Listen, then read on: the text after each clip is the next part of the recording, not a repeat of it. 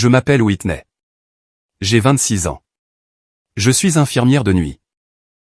Le matin même où je terminais une garde de 12 heures aux urgences, mes mains sentant encore les gants en latex et le savon d'hôpital, mon père a changé toutes les serrures de la maison pour laquelle je lui payais $1200 par mois pour y vivre. Puis il m'a envoyé un SMS, « Ta chambre est à Megan maintenant. Viens chercher tes affaires sur la pelouse. Ne fais pas de scène. » Mes affaires sur la pelouse, comme un jour de ramassage des ordures. Le vendredi suivant, un shérif adjoint se tenait sur son perron avec une pile de documents. Ce que disaient ces papiers a obligé mon père à s'asseoir physiquement sur les marches. Mais les vrais dégâts sont arrivés 6 semaines plus tard, sous la forme d'une simple enveloppe blanche avec « Internal Revenu Service, le fisc » dans le coin. Avant de continuer, si cette histoire vous parle, n'hésitez pas à cliquer sur « J'aime » et à vous abonner, mais seulement si vous vous sentez vraiment concerné. Indiquez votre ville et votre heure locale dans les commentaires, j'adore savoir où vous vous trouvez quand vous entendez ceci. Maintenant, laissez-moi vous ramener à un mardi de mars, le matin où tout ce que je pensais savoir sur la famille s'est effondré. Je suis retourné vivre chez mes parents après mes études d'infirmière. C'était il y a 3 ans. Ce n'était pas parce que je ne pouvais pas me payer un loyer ailleurs, j'en avais les moyens, mais parce que mon père, Gerald Warren, m'avait fait asseoir à la table de la cuisine un dimanche et m'avait dit « Pourquoi gaspiller de l'argent chez des inconnus quand tu peux aider la famille ?» Cela semblait logique à l'époque. J'avais 23 ans, je commençais à l'hôpital communautaire Saint-Marie, je faisais des gardes de nuit aux urgences. L'idée de revenir dans un endroit que je connaissais déjà, avec de la nourriture dans le frigo et une machine à laver qui ne mangeait pas de pièces, semblait pratique, voire intelligente. Nous avons donc conclu un accord, $1200 par mois. Le premier du mois, pas de bail, pas de contrat, juste une poignée de main et un transfert Zelle. J'écrivais « loyer » dans la ligne mémo à chaque fois. $1200. C'était plus cher qu'un 2 pièces dans notre quartier et je le savais, mais je me disais que j'investissais dans la famille, que j'aidais pour l'hypothèque et que j'étais une bonne fille. Voici à quoi ressemblait le rôle de « bonne fille ». Je travaillais 12 heures de nuit, je rentrais à 7 heures du matin et je préparais le petit déjeuner pour tout le monde avant de dormir. Toast, café sur la table à 7h30. Je faisais la lessive le mercredi, je nettoyais les salles de bain le samedi et je sortais les poubelles parce que personne d'autre n'y pensait. Personne ne disait merci. Pas une seule fois. Je n'exagère pas une fois en 3 ans. Ma sœur Megan, 23 ans, de 2 ans ma cadette, vivait dans la chambre en face de la mienne. Elle ne payait rien. 0. J'en ai parlé à mon père une fois, prudemment et de la façon dont on pose une question dont on connaît déjà la réponse. Il n'a même pas levé les yeux de la télé. Elle se cherche encore, Whit. Ne sois pas mesquine. Je me disais que c'était temporaire, qu'il finirait par voir à quel point je travaillais dur. Je me trompais sur beaucoup de choses à l'époque, mais c'est là-dessus que je me trompais le plus. Megan s'est fiancée en février. Son petit ami, Tyler Brooks, 25 ans, travaillait dans une concession Toyota et a fait sa demande au Red Lobster le jour de la Saint-Valentin. Megan a posté 14 photos aux 312 mentions « J'aime ». Mon père a réagi comme s'il s'agissait d'un prix Nobel. En une semaine, Gérald planifiait une fête de fiançailles à la maison, 30 invités, oncles, tantes, cousins, voisins, les copains de poker de Gérald. Il a commandé une bannière personnalisée sur Etsy. Il a passé un samedi entier à repeindre le salon en « gris agréable », le choix de Megan. Je l'ai regardé porter les pots de peinture depuis le garage. 2 ans auparavant, je lui avais demandé de repeindre ma chambre. Le plafond avait une tache d'humidité brune de la taille d'une assiette. Il avait dit qu'il s'en occuperait, il ne l'a jamais fait. Et le voilà maintenant, 2 couches, du ruban de masquage bleu sur chaque plainte, sifflotant en travaillant. Megan a traversé le salon alors que je récurais le sol de la cuisine pour la fête. « Whit, tu peux faire ces petits sandwichs au concombre ? Tu es doué pour ces trucs-là. » Pas, peux-tu m'aider, ou, est-ce que ça t'ennuierait ? Juste, tu es doué pour ça.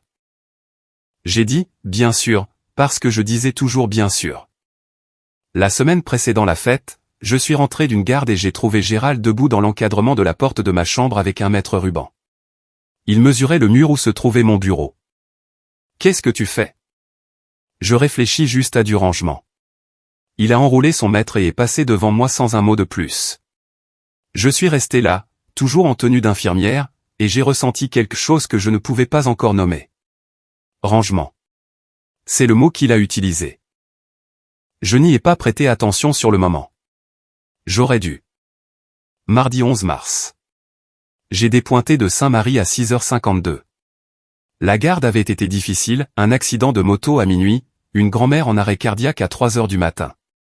Nous l'avions récupérée, mais de justesse. Mes mains étaient restées fermes pendant 12 heures, elles n'ont commencé à trembler que lorsque j'ai tourné dans ma rue. J'ai d'abord vu les cartons. Des cartons sur la pelouse. 3 sacs poubelles noirs à côté.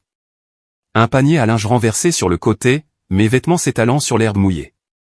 Mes manuels d'infirmière empilés sur l'allée, les reliures se gondolant sous la rosée du matin. J'ai cru que nous avions été cambriolés. Puis j'ai vu la serrure du laiton neuf, encore brillant. J'ai inséré ma clé. Elle n'a pas tourné. J'ai réessayé. Rien. Mon téléphone a vibré. Un SMS de mon père, ta chambre est à Mégane maintenant. Viens chercher tes affaires sur la pelouse.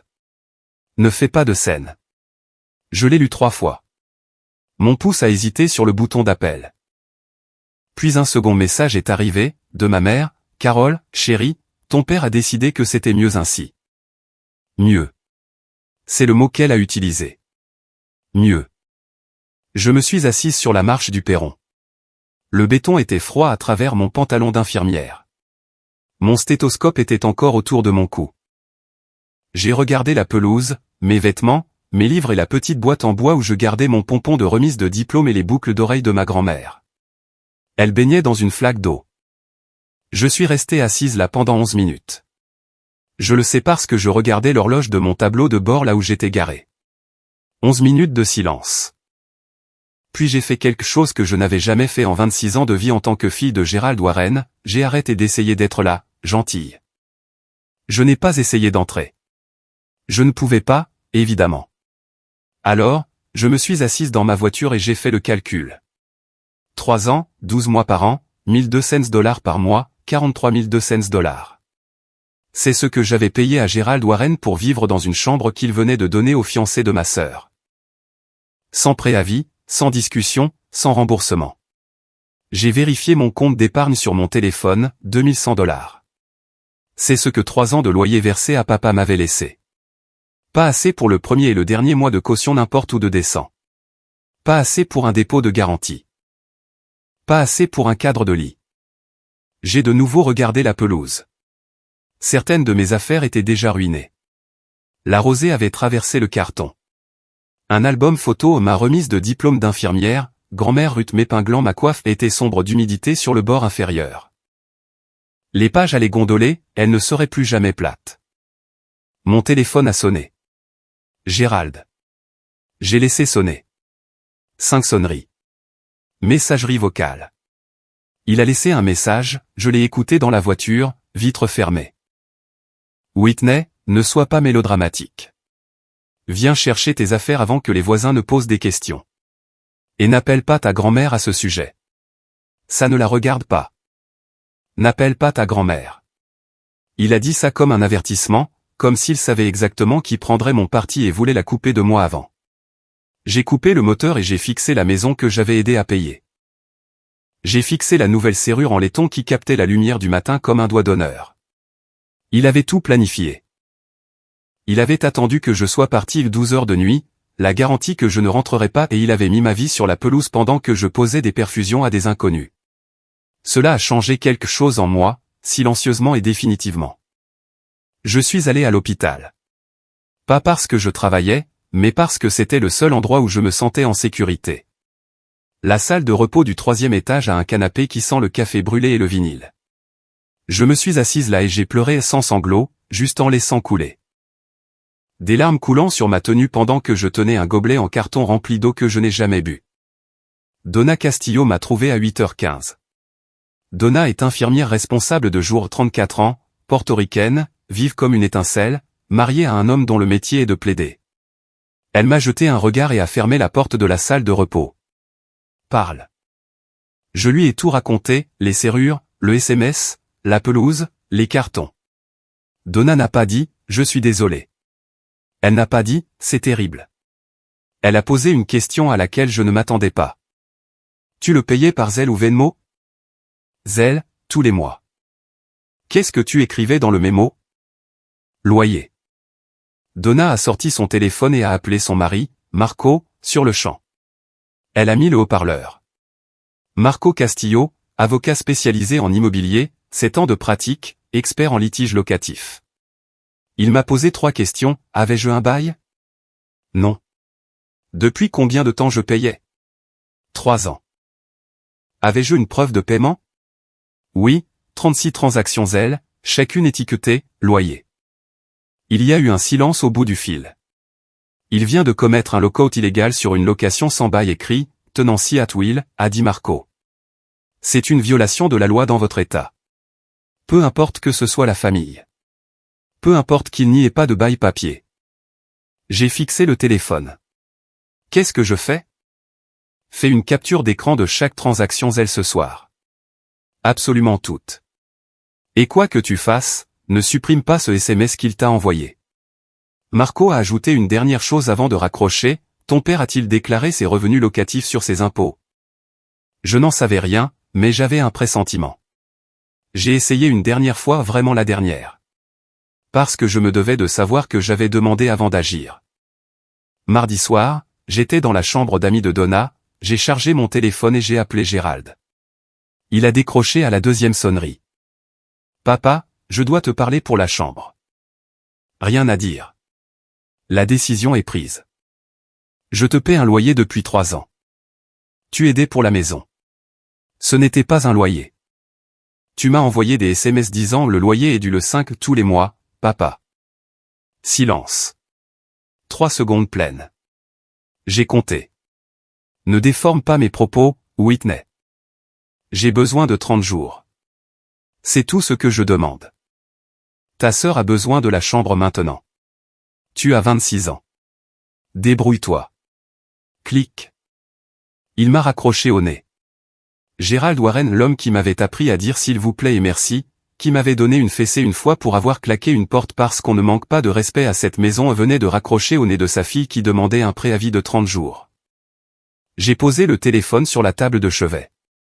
Mes mains étaient fermes, je l'ai remarqué. 10 minutes plus tard, mon téléphone a vibré à nouveau. Ce n'était pas Gérald. Megan. Et, Whit. Tu peux venir chercher le reste de tes affaires demain matin? Tyler installe son bureau. Le bureau de Tyler. Dans ma chambre. La chambre avec la tache d'humidité que mon père n'avait jamais voulu repeindre pour moi, mais qu'il avait repeinte en 48 heures pour ma sœur. Je n'ai pas répondu à Megan. J'ai ouvert mon application bancaire à la place. J'ai fait défiler 3 ans de transfert Zelle, 1200. 1200. 1200. Un rythme aussi régulier qu'un battement de cœur. J'ai pris ma première capture d'écran à 21h47. Je n'ai pas arrêté avant d'avoir les 36. Gérald n'a pas attendu. Le mercredi matin, mon téléphone vibrait de SMS de gens à qui je n'avais pas parlé depuis des mois. Tante Sandra, la sœur cadette de Gérald qui vit dans le Delaware et a un avis sur tout, m'a écrit à 7h15, ton père dit que tu fais des difficultés pour déménager. Chérie, Megan va se marier. Sois juste contente pour elle. Oncle Rick, le copain de chasse et beau-frère de Gérald, a écrit 20 minutes plus tard, Gérald dit que tu lui réclames de l'argent. Ça ne te ressemble pas, Whit. Réclamer de l'argent. C'est ainsi qu'il présentait les choses. J'ai fait défiler les messages. 6 SMS de 4 parents en 2 heures. Toutes des variantes du même thème, Whitney est égoïste. Whitney est jalouse de Megan. Whitney rend la vie de Gérald difficile. Personne ne m'a écrit pour me demander ce qui s'était passé. Aucun d'entre eux n'a appelé pour entendre ma version. Gérald racontait son histoire et la famille se la passait comme un plat de gratin à Thanksgiving. Tout le monde en prenait une part, personne ne vérifiait les ingrédients. Il ne se contentait pas de me mettre à la porte, il réécrivait l'histoire pour que, si je me défendais, je sois déjà la méchante. Je me suis assise à la table de la cuisine de Donna et j'ai fixé mon téléphone. Je sentais remonter le vieil instinct, celle qui répare, la médiatrice, la fille qui arrondit toujours les angles. Elle voulait appeler tout le monde et expliquer. Elle voulait dire, ce n'est pas ce qui s'est passé. Laissez-moi vous donner ma version. J'ai posé le téléphone face contre table. Puis je l'ai repris et j'ai ouvert mon historique Zelle. 36 transactions, 43 200 $. J'ai enregistré chaque capture d'écran sur un compte de sauvegarde en ligne, chaque ligne de mémo disant « loyer », chaque date, chaque dollar. Gérald construisait un récit. Je construisais un dossier. Mercredi matin, je suis retourné à la maison pour récupérer ce qui restait. Gérald avait déplacé les derniers cartons sur l'allée devant. Pas sur le perron, pas dans le garage, mais sur l'allée, bien en vue de tous les passants. L'un d'eux craquait déjà sous le poids. Madame Patterson, d'en face, était dehors en train d'arroser ses azalées. Elle m'a vu arriver. Elle m'a vu ouvrir le coffre. Elle n'a pas détourné les yeux. Gérald est sorti par la porte d'entrée. Il souriait non pas à moi, mais à la rue, en pleine représentation. Elle vient juste chercher le reste de ses affaires, a-t-il lancé à Madame Patterson assez fort pour que tout le quartier entende. Les enfants, vous savez, ils ne peuvent pas rester éternellement. Je n'ai pas répondu. J'ai pris le premier carton, vêtements d'hiver, une mijoteuse, un cadre dont le verre était fendu et ma photo de remise de diplôme, celle avec grand-mère Ruth. Papa, je dois vérifier ma chambre pour voir s'il ne reste rien. La chambre appartient déjà à Megan. Il n'y a plus rien à toi là-dedans. J'ai regardé par la fenêtre de devant en passant. Ma chambre, la chambre pour laquelle j'avais payé 43 000 $, avait été repeinte.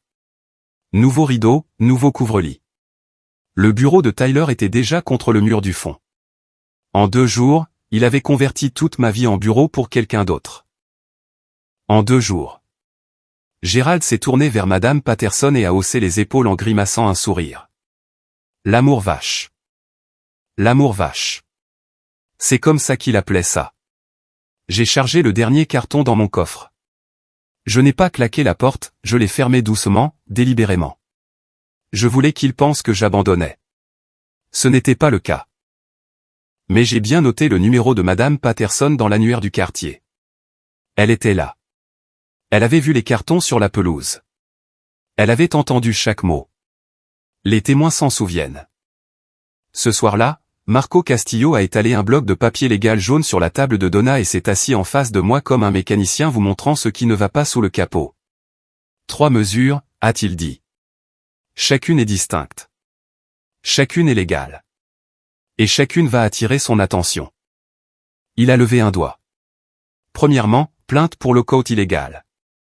Votre État exige un préavis écrit minimum de 30 jours pour mettre fin à une location. Il vous a donné 0. C'est une violation statutaire. Le tribunal peut accorder des dommages-intérêts plus des pénalités. Deuxième doigt, cours des petites créances. On vous doit 43 200 $ de loyer payé sans bail ni contrat légal. Le plafond des petites créances est de 10 000 $. Nous déposons donc plainte là d'abord. Le reste ira au tribunal civil plus tard. Troisième doigt, formulaire IRS 211. Rapport de lanceur d'alerte. Il a perçu 43 000 $ de revenus locatifs sur 3 ans, et je parierais ma mallette qu'il n'en a rien déclaré. Ce sont des revenus imposables non déclarés. J'ai fixé le bloc-notes. 3 points. 3 lignes qui pouvaient démanteler tout le sentiment d'autorité de mon père. Celle du fisc, ai-je dit doucement. Ça pourrait le détruire. Marco n'a pas scié. Il n'a pas hésité quand il a jeté ta vie sur la pelouse. Donna a posé un verre d'eau devant moi. Tu n'es pas cruel, Whitney. Tu es juste exact. J'ai ouvert mon ordinateur portable. Le dossier était déjà prêt. Je l'organisais depuis mardi soir, les 36 captures d'écran Zelle, les relevés bancaires avec les dates correspondantes, le SMS de Gérald, le loyer est dû le 5, le SMS d'expulsion, ta chambre est à Megan maintenant, et une chronologie des événements, écrite à la main et datée. Marco a examiné chaque document. Quand il a fini, il a fermé l'ordinateur et a hoché la tête. Imprime tout en 2 exemplaires. On va chez le notaire jeudi matin. J'ai appelé grand-mère Ruth jeudi après-midi. Elle a décroché comme elle le fait toujours, au milieu d'une phrase, comme si la conversation avait commencé avant que le téléphone ne sonne. J'ai déjà entendu la version de Gérald, ma chérie. Laisse-moi deviner, tu es partie parce que tu es ingrate et jalouse de ta sœur. J'ai presque ri. Presque. ce n'est pas ce qui s'est passé, grand-mère. Je sais bien que non. Je connais mon gendre. Il dit aux gens ce qui lui donne le beau rôle. Il fait ça depuis le jour où il a épousé ta mère. Je lui ai tout raconté, les serrures, le SMS, la pelouse, les cartons sous la rosée. Elle est restée silencieuse tout le long. Grand-mère Ruth n'interrompt pas, elle collecte. Quand j'ai eu fini, elle a dit quelque chose à quoi je ne m'attendais pas. Il a fait la même chose à son frère, tu sais. Je ne savais pas. Eddie, le frère cadet de Gérald. Ils avaient hérité ensemble du duplex de leur mère 50-50e. Gérald s'y est installé, a commencé à prendre des décisions sans Eddie, et quand Eddie n'était pas d'accord. Gérald a changé les serrures de sa moitié et a raconté à toute la famille qu'Eddie avait abandonné la propriété. Eddie n'a pas lutté, il a perdu sa part. Il n'a pas parlé à Gérald depuis 15 ans. Elle a laissé planer un silence. Ne fais pas comme Eddie, ma chérie. Eddie s'est tu. Il a tout perdu. Ma gorge s'est serrée. Je ne me tairai pas. C'est bien. Puis elle a dit quelque chose qui a fait plus de mal que tout le reste. Ta mère m'a appelé hier soir. Elle sait que c'est mal, Whitney. Elle le sait. Elle ne veut juste pas le dire tout haut. Ma mère savait. Elle savait et elle a laissé faire. Elle a regardé Gérald changer les serrures et traîner mes affaires sur la pelouse, et elle a choisi la paix avec lui plutôt que la justice pour moi. C'était la partie qui faisait le plus mal, plus que les serrures, plus que le SMS, plus que l'humidité sur mes photos de diplôme. Le silence de ma mère. La fête de fiançailles de Meghan avait lieu le samedi soir. 30 invités. La maison était illuminée comme dans un magazine. Des guirlandes sur le perron. Un panneau de bienvenue avec « Tyler et Meghan » écrit à la dorure. Des voitures garées des deux côtés de la rue. Je n'étais pas invité. Je l'ai découvert parce que tante Sandra m'a incluse par erreur dans un SMS de groupe avec l'adresse et l'heure. Elle l'a supprimé 30 secondes plus tard, mais je l'avais vu. Je n'y suis pas allé. Je n'ai même pas circulé devant. Je suis resté dans la chambre d'amis de Donna et j'ai regardé l'horloge. À 20h47, mon téléphone s'est éclairé. Une notification Instagram. Ma cousine Jamie, 19 ans, la plus jeune de Sandra, avait posté une « story » de la fête. J'ai cliqué. Il y avait Gérald, debout dans le salon, une coupe de champagne à la main, faisant un toast. La caméra tremblait, le son était nasillard, mais j'ai entendu chaque mot. La famille, c'est tout, disait-il en souriant. On prend soin les uns des autres dans cette maison. 30 personnes ont levé leur verre. Derrière lui, par la porte ouverte de ce qui était ma chambre, je pouvais voir les nouveaux rideaux, le bureau de Tyler et une photo encadrée de Meghan et Tyler sur le mur où mon diplôme d'infirmière était accroché auparavant. Gérald a levé son verre plus haut. Meghan, chérie, tu mérites le monde entier. Cette maison sera toujours ton chez-toi. Cette maison sera toujours ton chez-toi. Il ne m'avait jamais dit ça en 26 ans. Pas une seule fois en 43 200 $. J'ai regardé la story 2 fois. Puis j'ai fermé Instagram et j'ai fixé le plafond. Quelque part à l'autre bout de la ville, dans une maison que j'avais aidé à payer, mon père portait un toast à la famille, dans une pièce qu'il m'avait volée, devant 30 personnes qui ne savaient pas ou s'en fichaient que sa fille aînée soit assise seule dans un lit emprunté. Jamie m'a appelé le dimanche matin. Elle avait l'air mal à l'aise, comme quelqu'un qui porte un plateau qu'il sait qu'il va laisser tomber. Je dois te dire quelque chose, Whit, à propos de ce que papa a enfin, ce que l'oncle Gérald a dit à la fête. Dis-moi. Il s'est levé pendant le toast et a dit à tout le monde que tu étais parti parce que tu voulais ton indépendance. Il a dit, elle n'a même pas pris la peine de féliciter sa sœur. Ces mots exacts. J'ai fermé les yeux. Tante Sandra l'a soutenu. Elle a dit, certains enfants ne pensent qu'à eux-mêmes. Et l'oncle Rick a juste hoché la tête comme si c'était un fait établi. Est-ce que quelqu'un a demandé après moi? Ma version? Non, personne. La voix de Jamie a baissé d'un ton. C'était n'importe quoi, Whit. Tout le monde l'a simplement cru. Je me suis assise sur le bord du lit et j'ai pressé ma paume à plat contre mon genou pour l'empêcher de trembler. Il y a autre chose, a dit Jamie. Tyler parlait avec le fils de Rick à propos de la chambre. Il disait qu'elle était immense. qu'elle était parfaite pour un bureau à domicile. Il s'en vantait. Un bureau à domicile. Même pas une chambre de bébé, pas une pièce pour un futur enfant.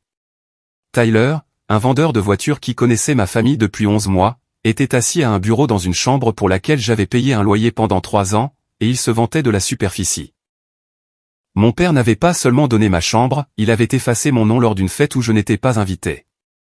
Il avait transformé 3 ans de loyer en une histoire de fille égoïste incapable d'être heureuse pour sa sœur. Et il pensait que c'était fini. Il pensait que j'allais tout avaler comme j'avais toujours tout avalé. Il allait découvrir ce qui se passe quand la fille silencieuse arrête d'avaler. Lundi matin, 6h12. Je venais de finir une autre garde de nuit 14h cette fois, un carambolage sur l'autoroute. Mes mains sentaient encore la bétadine. Je me suis assise à la table de la cuisine de Donna et j'ai ouvert mon ordinateur. Le dossier était sur le bureau, je l'avais nommé simplement « Affaires ». Les 36 captures d'écran Zelle. Les relevés bancaires avec les transactions surlignées. Les SMS de Gérald capturés, horodatés et sauvegardés en ligne. Les copies notariées que Marco m'avait aidé à préparer. Une chronologie manuscrite de chaque événement depuis le 11 mars. Donna est descendue à 6h30. Elle m'a vu là, toujours en tenue d'infirmière, fixant l'écran.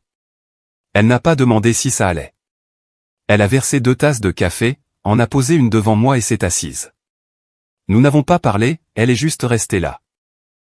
Parfois, c'est à cela que ressemble le courage quelqu'un assis à côté de vous pendant que vous prenez une décision.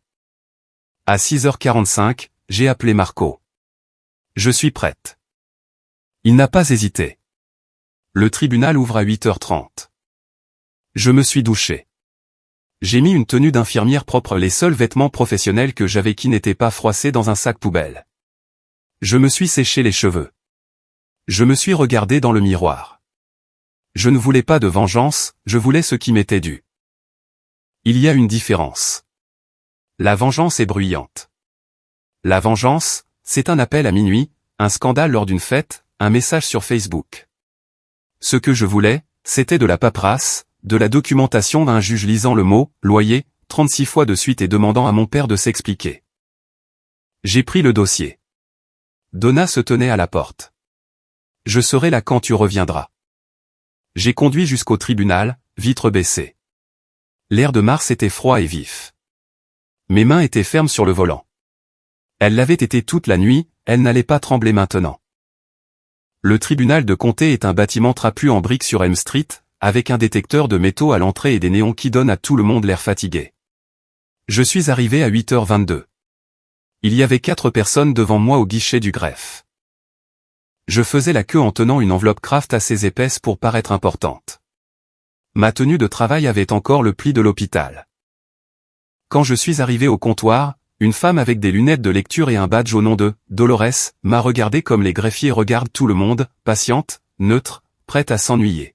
« Qu'est-ce qu'on dépose aujourd'hui ?» 3 choses, ai-je dit. Une plainte pour expulsion illégale, une requête aux petites créances, et j'ai besoin des formulaires pour un rapport de lanceur d'alerte au fisc. Dolores a haussé un sourcil. Rien que ça. J'ai ouvert l'enveloppe et j'ai tout étalé. Les captures Zelle, 36 pages, chronologiques, les SMS imprimés et notariés, les relevés bancaires et la chronologie. Elle a mis ses lunettes et a feuilleté la pile. Lentement, soigneusement, page par page. « C'est votre père ?» a-t-elle demandé en lisant le SMS, « Ta chambre est à Mégane maintenant. » « Oui, madame. » Elle a levé les yeux vers moi, non pas avec pitié, mais avec quelque chose qui ressemblait presque à du respect. C'est plus de documentation que ce que la plupart des gens apportent pour un divorce. Vous avez une piste documentaire que la plupart des avocats spécialisés en droit locatif envieraient. Il l'a créée lui-même, ai-je dit. Chaque mémo Zelle dit loyer. Chaque SMS confirme l'arrangement. Dolores a hoché la tête. Le plafond des petites créances dans cet état est de $10 000. Vous devrez vous tourner vers le tribunal civil pour le reste. Je sais. C'est un début. Elle a tamponné le premier formulaire, puis le deuxième, puis le troisième. Il y a une pénalité statutaire pour lockout illégal, a-t-elle ajouté, en plus des dommages-intérêts qui pourraient vous être accordés. J'ai signé mon nom 3 fois. Ma main n'a pas tremblé une seule fois. Le vendredi, 4 jours plus tard. Je n'étais pas là quand c'est arrivé. J'étais au travail, une autre garde de nuit, 12 heures de moniteur qui bip et de miséricorde sous les néons. Mais Marco m'a appelé à 9h14 pour me donner les nouvelles. Le shérif adjoint est arrivé chez Gérald à 8h45 du matin. Une voiture sérigraphiée, un uniforme, en plein jour. Gérald était dans l'allée en train de ranger des chaises pliantes dans le garage, reste de la fête de fiançailles, toujours pas rangée. L'oncle Rick était sur le perron en train de boire son café. Tante Sandra était visible par la fenêtre de la cuisine. L'adjoint a remonté l'allée, document en main. Gérald Warren? Oui. Vous êtes assigné. Gérald a pris les papiers. Selon Rick, qui l'a dit à Sandra, qui l'a dit à Jamie, qui me l'a dit, le visage de Gérald est devenu rouge avant même qu'il n'ait fini la première page. Il a feuilleté la pile, debout là dans l'allée, plainte pour expulsion illégale, convocation aux petites créances pour $10 000, et l'avis de signalement au fisc. Il s'est assis lourdement sur les marches du perron, comme si ses genoux venaient de lâcher. Rick a posé sa tasse de café. Gérald, qu'est-ce qu'il y a? Gérald n'a pas répondu. Il fixait les papiers, les retournant encore et encore comme si les relire pouvait changer ce qu'il disait. Sandra est sortie par la porte d'entrée. Qu'est-ce qui se passe? C'était qui? Gérald a levé les yeux. Sa voix s'est brisée dès le premier mot. Elle me poursuit. Ma propre fille me poursuit en justice. Pendant 30 ans, la parole de Gérald Warren avait fait loi dans cette famille. Il décidait qui mangeait ou à Thanksgiving. Il décidait quand la lumière du perron s'éteignait.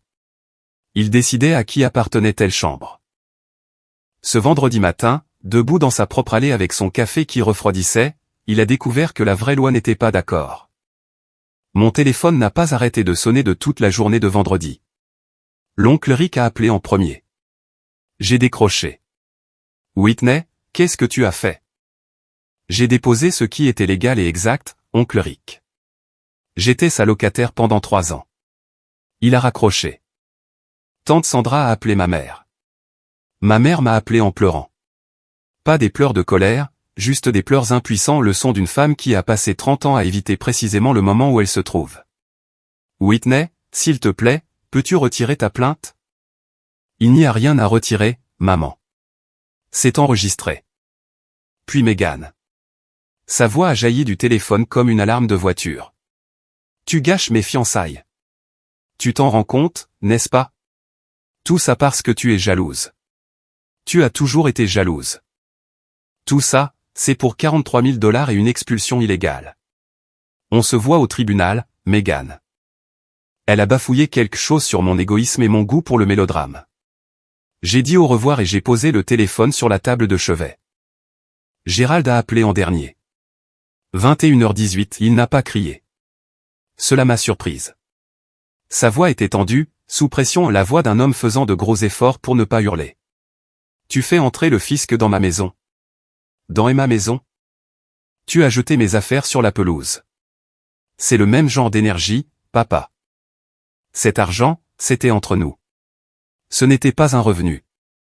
J'ai gardé le silence un instant. Alors je ferai attention avant de dire ça tout haut. Il ne savait pas que j'enregistrais, mon état autorise l'enregistrement avec le consentement d'une seule partie. Chaque mot qu'il venait de dire, cet argent, c'était entre nous. Ce n'était pas un revenu, était maintenant un fichier audio horodaté confirmant qu'il recevait les paiements et les considérait comme non déclarables. Je lui avais donné 3 ans de respect. Il m'avait donné un SMS. Nous en avions fini avec les négociations. 3 semaines plus tard, salle d'audience des petites créances, 2e étage, salle 204. C'était plus petit que ce que j'imaginais, pas de box pour les jurés, pas de galerie, juste des rangées de bancs en bois, un bureau surélevé pour le juge et 2 tables face à l'estrade. Ça sentait la cire pour parquet et le vieux papier. Gérald était assis seul à la table du défendeur. Sans avocat. Il avait dit à Rick qu'il n'en avait pas besoin. Je ne vais pas engager un avocat pour me battre contre mon propre enfant. J'étais assise à la table de la demanderesse avec mon dossier Kraft et une chronologie imprimée. Marco m'avait préparé mais ne pouvait pas me représenter aux petites créances, la représentation par soi-même est obligatoire dans notre juridiction. Il était assis sur les bancs derrière moi. Derrière Gérald, il y avait Carole, serrant son sac à main comme une bouée de sauvetage. Megan était là, bras croisés, mâchoire serrée. Au dernier rang, grand-mère Ruth. Elle était venue en Uber. Personne ne l'avait invitée, personne ne lui avait dit la date. Elle l'avait appris par Jamie et était venue quand même. La juge Hernandez était une femme d'une cinquantaine d'années, aux cheveux gris courts et aux lunettes de lecture. Elle regardait les gens avec attention. Mademoiselle Warren, présentez votre cas. J'ai étalé les 36 transactions L, chacune imprimée, datée et surlignée. Chaque mémo, loyer. J'ai montré les SMS. J'ai montré la chronologie. J'ai parlé pendant 11 minutes sans jamais hausser le ton. La juge Hernandez s'est tournée vers Gérald. Monsieur Warren, votre fille vous versait elle $1 200 par mois. Gérald a bougé nerveusement sur sa chaise. Elle participait aux frais de la maison. Ce n'était pas un loyer. La juge a pris le SMS imprimé et l'a lu à haute voix. Le loyer est dû le 5. Ne sois plus en retard. Elle l'a regardé par-dessus ses lunettes. Vous avez utilisé le mot au loyer, monsieur Warren. Elle a utilisé le mot au loyer. Les transferts indiquent loyer. Selon tout critère raisonnable, il s'agissait d'une location. Gérald a ouvert la bouche. Rien n'est sorti. La juge Hernandez n'a pas délibéré longtemps. Je tranche en faveur de la demanderesse. Monsieur Warren, vous avez établi un bail au mois par vos propres paroles et votre conduite. Vous avez mis fin à ce bail sans préavis légal. Vous avez procédé à un lockout illégal. Vous êtes condamné à payer $10 000. Le maximum légal dans ce tribunal, en dommages-intérêts plus la pénalité pour lockout prévue par la loi de l'État. Elle a posé son stylo. Mademoiselle Warren, vous pouvez réclamer le solde restant devant le tribunal civil. Gérald s'est levé si brusquement que sa chaise a grincé sur le sol. C'est une affaire de famille, pas une affaire de tribunal. La juge Hernandez n'a pas scié. C'est devenu une affaire de tribunal quand vous avez changé les serrures, monsieur Warren. Asseyez-vous. Il s'est rassis. Derrière moi, j'ai entendu Carole laisser échapper un petit son, pas un mot, juste un souffle coupé. Megan pleurait en silence, son mascara coulant sur ses joues. Pas pour moi, pour la scène, pour le fait que des gens qu'elle connaissait étaient dans cette salle et entendaient ces chiffres. Mais le moment que je garderai en mémoire s'est passé au dernier rang. Grand-mère Ruth s'est levée lentement à 79 ans, la hanche fragile, s'appuyant sur le banc pour garder l'équilibre. Elle s'est avancée, dépassant Carole, dépassant Megan, jusqu'à se tenir à côté de moi à la table de la demanderesse. Elle n'a rien dit, elle a juste pris ma main. Ses doigts étaient frais et fermes. Puis elle s'est retournée et a regardé Carole. Je t'ai mieux élevé que ça, Carole. Tu as laissé faire. Le visage de ma mère s'est décomposé. Elle a regardé ses genoux. Elle n'a pas argumenté. Elle ne s'est pas défendue. Elle est juste restée là, serrant son sac, s'effaçant. Megan fixait le mur. Gérald fixait le sol. Grand-mère Ruth m'a serré la main. Sa voix était basse, juste pour moi. Ton grand-père serait fier de toi, Whitney. C'est là que j'ai pleuré. Le tribunal était une forme de règlement de compte. Le fisc en était une autre. 6 semaines après l'audience, Gérald a ouvert sa boîte aux lettres et a trouvé une simple enveloppe blanche. Aucun logo à l'extérieur, juste une adresse de retour à Austin, Texas, et les mots « Internal Revenue Service » imprimés en petits caractères modestes. Il a dit à Carole que c'était probablement une erreur. Ce n'en était pas une. Le fisc a ouvert un audit sur les 3 dernières années de déclaration de Gérald. 43 200 $ de revenus locatifs non déclarés.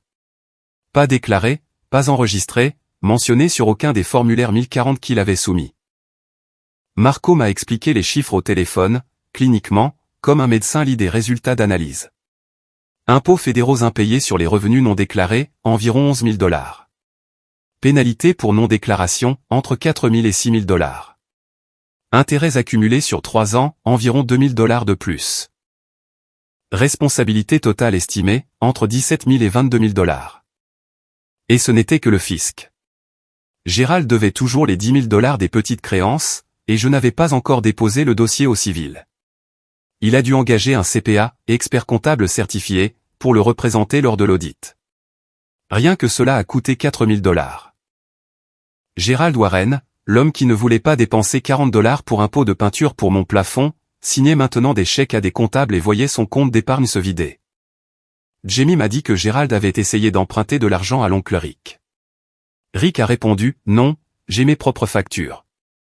Gerald, l'homme qui m'avait dit de me débrouiller, était maintenant celui qui n'y arrivait pas. Je n'ai pas célébré. Je n'ai rien posté. Je ne l'ai même pas dit tout de suite à Donna. Je suis resté dans ma voiture après l'appel de Marco et j'ai regardé le parking pendant un long moment. Je ne me sentais pas joyeuse, mais je sentais que c'était juste. Les nouvelles circulent vite dans les familles. Elles circulent encore plus vite dans les quartiers. Ma cousine Jamie, que Dieu bénisse cette gamine, n'a pas cité de nom sur Facebook, mais elle n'en avait pas besoin. Son message disait, « Certains apprennent que ma maison, mes règles ne fonctionnent pas quand la loi a des règles différentes. » 47 réactions, 12 commentaires.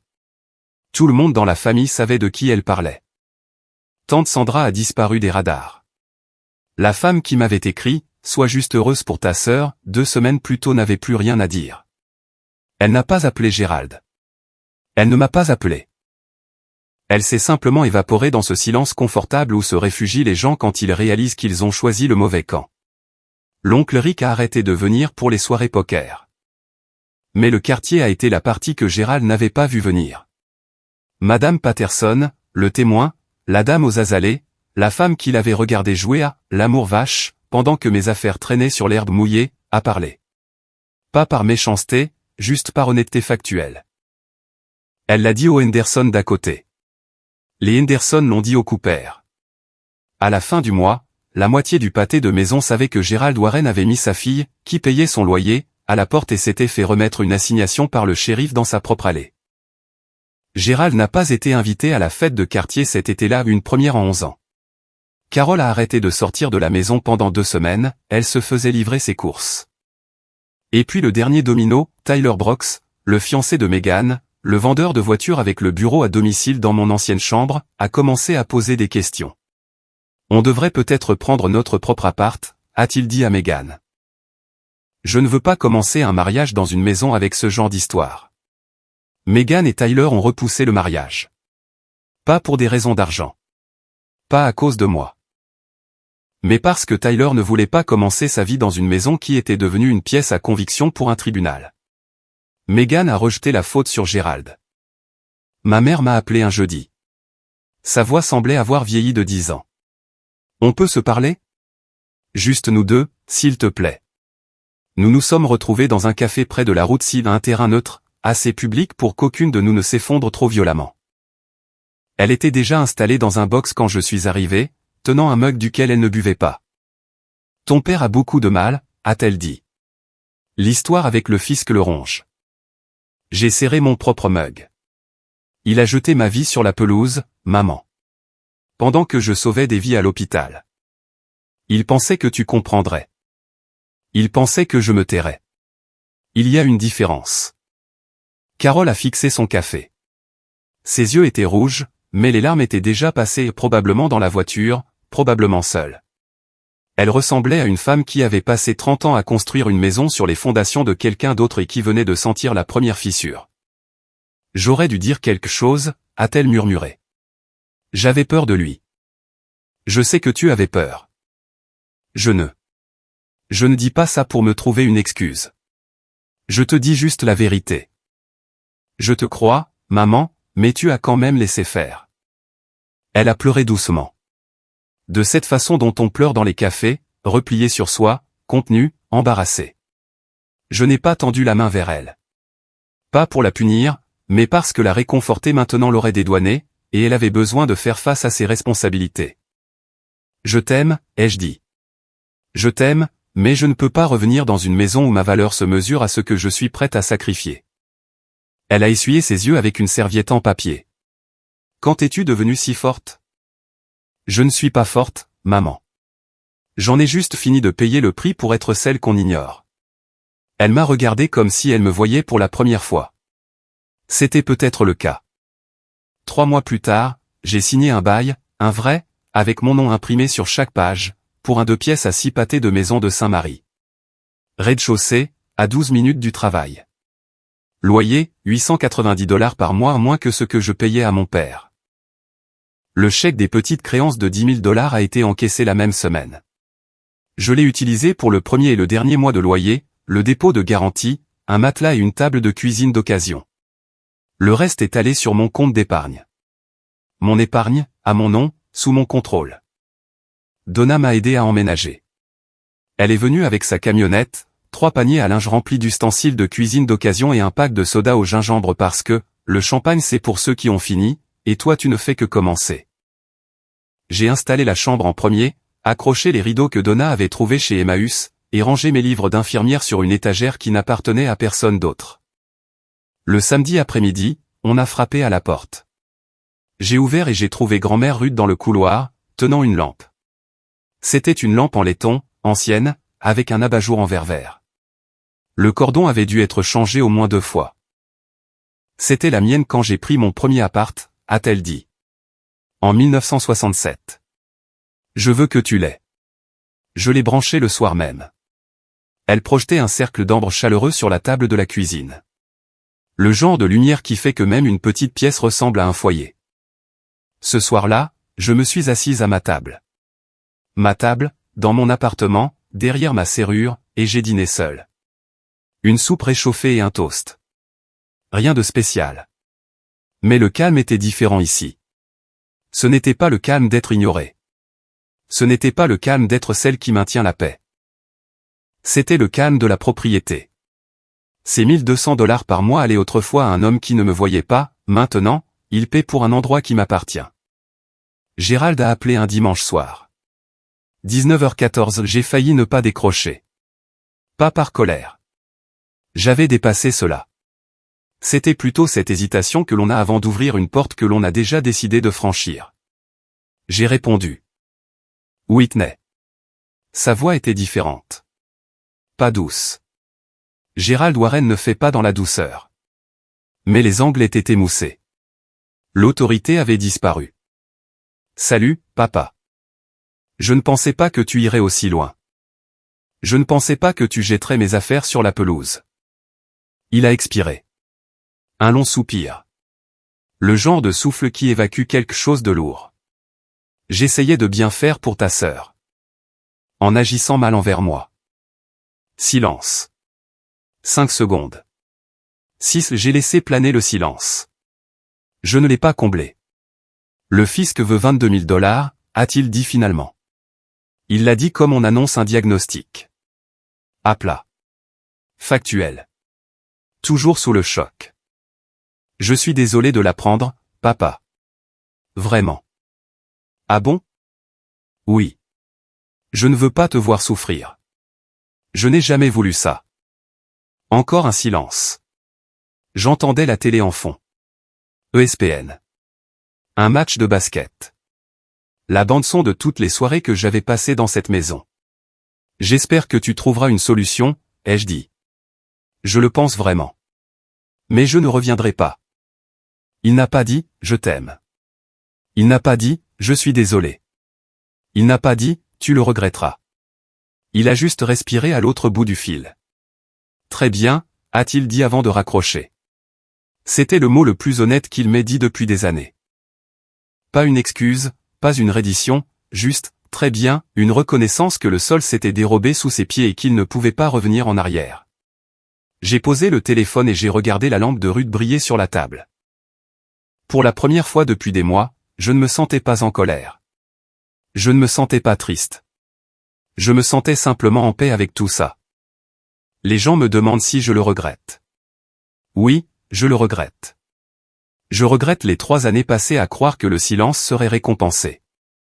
Je regrette chaque matin où j'ai préparé le petit déjeuner pour une maison qui traitait mon travail comme de l'air, présent, nécessaire, mais invisible. Je regrette les 43 000 $, bien sûr. Mais plus que l'argent, je regrette la version de moi-même qui pensait que si j'essayais un peu plus fort, si je donnais plus, si je me plaignais moins, mon père finirait par me regarder de la même façon qu'il regardait Meghan. Cette version de moi n'existe plus. Je l'ai laissé partir un mardi matin de mars, assise sur la marche froide d'un perron, dans une tenue de travail qui sentait la garde de 14 heures. Mon père n'est pas un monstre. Je veux être clair là-dessus. C'est un homme qui a confondu l'amour avec le contrôle, et la gratitude avec l'obéissance. Il a bâti une famille où sa parole était finale. Et quand quelqu'un l'a contesté légalement, calmement, avec 36 reçus, tout son royaume a tremblé. J'espère qu'il apprendra la différence. Mais ce n'est plus mon travail de lui enseigner. Si vous écoutez ceci dans une maison où votre gentillesse est utilisée comme une monnaie d'échange, où votre silence sert au confort de quelqu'un d'autre, je veux que vous m'entendiez dire une chose que personne ne m'a dite, gardez vos reçus, connaissez vos droits. Et souvenez-vous que poser des limites avec votre famille n'est pas une trahison. C'est la première pierre que vous posez quand vous décidez enfin de construire pour vous-même. Je suis assise à ma table de cuisine en ce moment. La lampe de grand-mère Ruth est allumée. L'appartement est calme. Les serrures sur la porte sont les miennes. Les verrous m'appartiennent maintenant. Si vous étiez à ma place, auriez-vous déposé ces plaintes ou auriez-vous essayé de maintenir la paix? Écrivez « tribunal » ou « paix » en commentaire. Et si quelqu'un que vous connaissez a besoin d'entendre cette histoire, partagez-la avec lui. D'autres histoires comme celle-ci vous attendent dans la description ci-dessous. On se voit dans la prochaine.